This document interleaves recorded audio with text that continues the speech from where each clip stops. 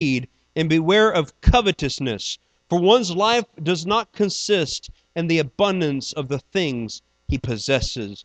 Then he spoke a parable to them, saying, the ground of a certain rich man yielded plentifully. And he thought within himself, saying, what shall I do, since I have no room to store my crops?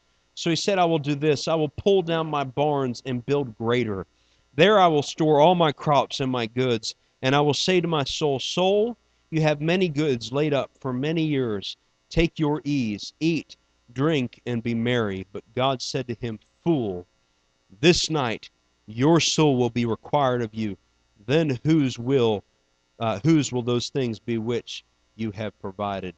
So is he who lays up treasure for himself and is not rich towards God. I didn't say it. Jesus said it. Jesus said it.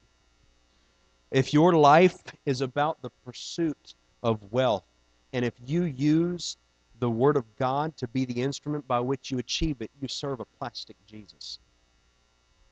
If your relationship with Jesus is only as thin, only as deep as being able to confess a handful of scriptures or put on your Facebook page that you're a Christian, or you come to church on Easter and on Christmas, and that's the depth of your relationship with Jesus, and you don't really know him, then the truth is, my friend, you just know of him. You don't really know Jesus any more than I know the President of the United States by having a poster of him in my room. I can recognize him. I would know him if he walked by. I'd know who it was. But do you really know him? My call to you today is to lose your religion, whatever it is, whatever your religion is, whatever it is that you hold in such high esteem, lose it and come to Christ. Lose it. Lose religion. Screw religion. I want Jesus. I'm serious.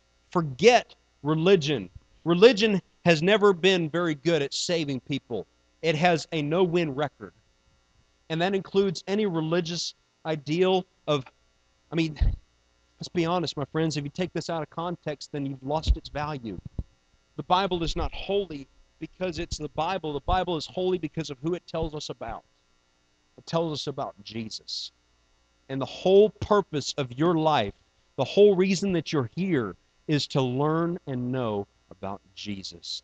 It is to come into a personal relationship with him. And that will not guarantee one bit of earthly or worldly success. Jesus was homeless. He was. He said, foxes have holes and birds have nests, but the Son of Man has nowhere to lay his head. Jesus was homeless. Jesus grew up on the wrong side of the tracks. Jesus was from Nazareth, where the saying was, does anything good come from Nazareth? Jesus was born to a mother who was pregnant out of wedlock. Joseph, had he not heard from God, could have had her stoned and killed for that back then.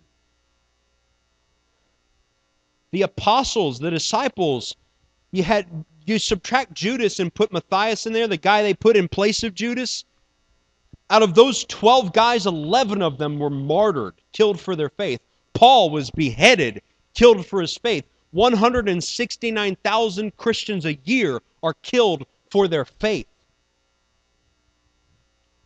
Faith is not about obtaining things. Faith is about giving something. It is about giving yourself to Jesus.